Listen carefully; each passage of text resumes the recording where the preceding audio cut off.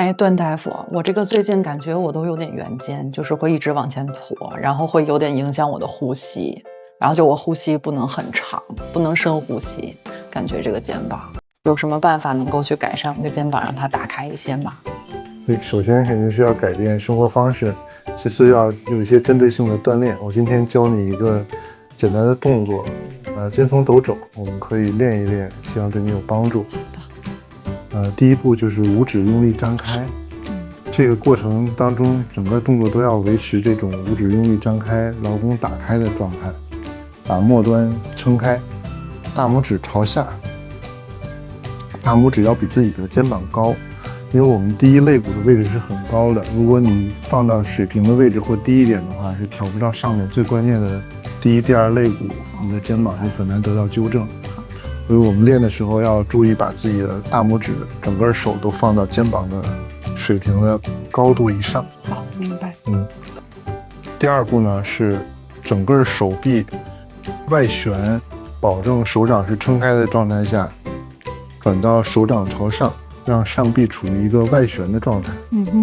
当我们手臂外旋的时候，肩胛骨就会跟着往外，同时它会让肩胛骨打开，让肩膀也打开。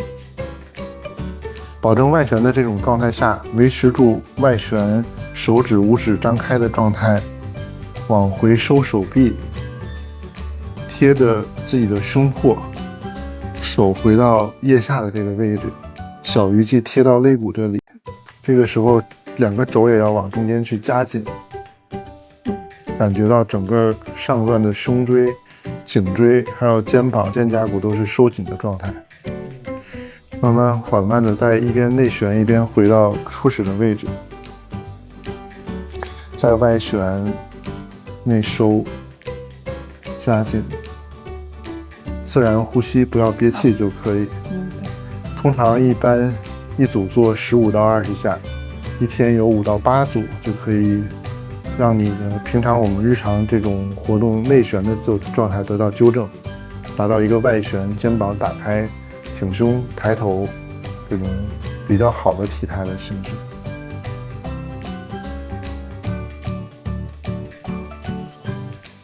这个手是在转到前面，还是直接是到了这儿再转？最好是能旋转的同时有这种前后。如果做不到的话，也可以就是我先转完了，然后再过来，然后再转完了再出去。也可以一边旋转一边动，一边旋转一边动，